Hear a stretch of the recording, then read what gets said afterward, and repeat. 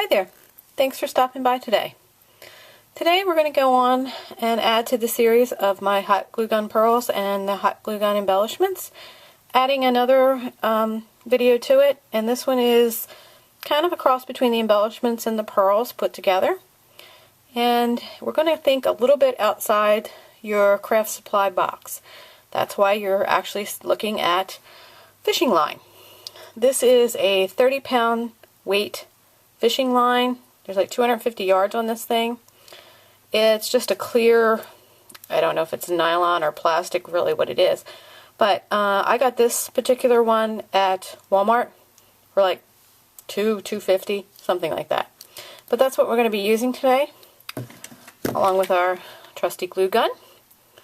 And thanks to a good friend that found out that these are actually still made and sold at Michael's in the floral department. So if you're looking for this particular gun, you can get it there. It does have the point, and that's what you really need to make sure that this is going to work. If you can't find this glue gun, I know Walmart sells another one with this similar type of point, so you could use that. And we're also going to use the Perfect Pearls, and this we're just going to stick with the Perfect Pearl color. So let's go ahead and get started. The first thing we're going to do is show you exactly what we're going to make. These are, I guess you would call them pearl sprays. They can be used as an embellishment that goes behind an image. And you can do them in all shapes, sizes, whatever you want. You can trim them down to just be a couple of them. You can make the pearls big, small, whatever you would choose. Let's see, here's these. I did try an experiment. It worked out okay. Thought I'd show this to you. I used some Bic markers, they're permanent markers, and tried coloring them and then adding a little pearl next on top of it. I would not recommend using Copic markers on these or any really good markers that you have, mainly because they are a little bit like rubbery when you're messing with them, and I think you would end up damaging or ruining your markers. So stay away from using good markers, especially your Copics and your Pro markers. And then the other thing that I came up with, and I think this would really be something fun to put on a Christmas card or a holiday card or something that has a house and you want to create snowflakes, or not snowflakes, I'm sorry, icicles. Wouldn't this be fun to have these hanging from the roof or even across the little fence or something like that? Just thought that was a cute idea. So let's go ahead and get started. It's very, very simple to do.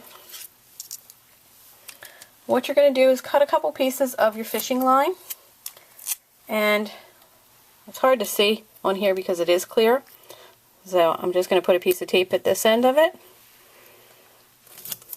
Take another piece of tape. Sorry for my arms in front of it.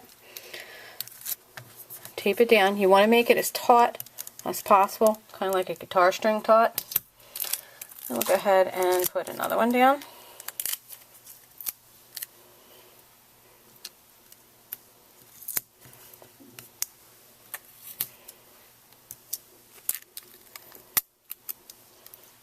Tape is sticky. Okay, so now we have that, and my glue gun is heated up. I'm going to try to get this at the best angle I can. Hopefully you'll be able to see it. If not, I am going to reference and put the link in the description box so that you'll be able to link to the other videos. So what you want to do, you want to hold it up and down and just make kind of glue globs, but just in the shape of a pearl. And I did not get that directly on the piece of fishing line. You want to get it kind of centered on that piece of fishing line as best as possible. And I'm making them a little bit bigger for the video so you'll be able to see them. You can make them whatever size that you would want.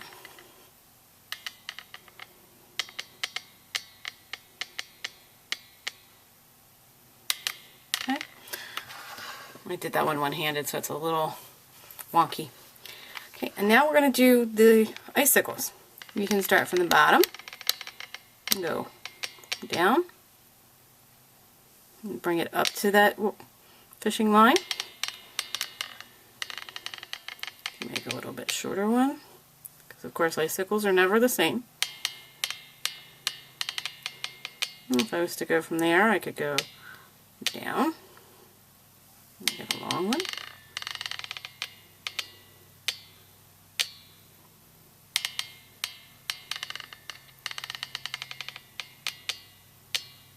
Yes, this glue gun is squeaky. It's just the way it's made. So I won't do a lot of those, just because they do take a little bit more time. So we want to make sure that these cool really well, because you don't want to be sticking your fingers in anything that's hot, especially hot glue. Been there and done that. And I know it is kind of hard to see on the camera, but once they do, they'll turn like an opaque color. I think these are right here. And that's when we know that it's okay to go ahead and start putting your Perfect Pearls on them. Again, Perfect Pearls is I believe like a mica powder, but it has a binding agent in it. And that's what you'd want to find, is something that has a binding agent. Because if you were to use any other kind of thing, then what you're going to end up with is it's going to be rubbing off. This stays on. If you did use something else, like Pearlax or something like that, you would have to put some kind of, maybe a glaze or a fixative of some kind on it. So you kind of want to avoid those if possible, just because, you know, it's extra work. But it's up to you. Let me just show you again real quick what these look like when they're complete, while the others are drying. And there's the little icicles. And then these are some of the pearls. And I mean, you could turn these and shape them into whatever shape you wanted. I mean, if you want to do kind of a oval shape.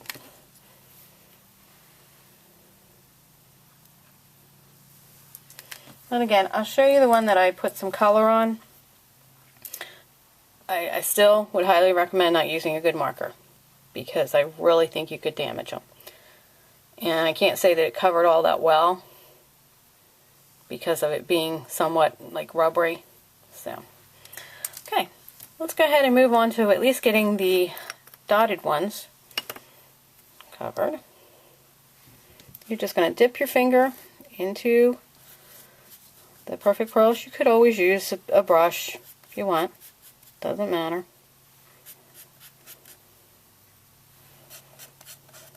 Just rub it around. That's all you have to do. And let's move on to our icicles.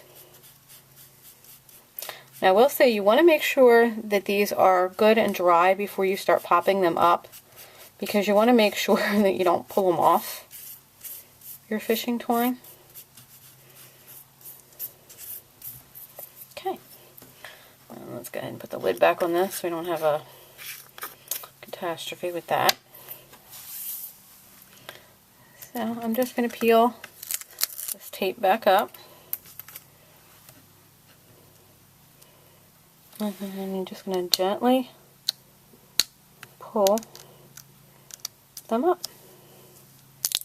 Now, of course, you'd want to do the whole length of it so you could make a lot of them, but and these little spider webs, I'm not sure if you can actually see that on there. I always call them spider webs. You can actually pull those off. That's what it looks like. Let's see if I can get this one. These take a little bit longer because, of course, they are a bigger glob. So, let's see.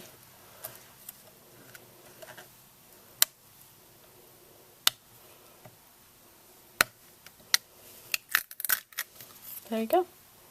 That's all that's to it. I'm sure you can come up with lots of creations that you can make with these. I'd love to know what you come up with.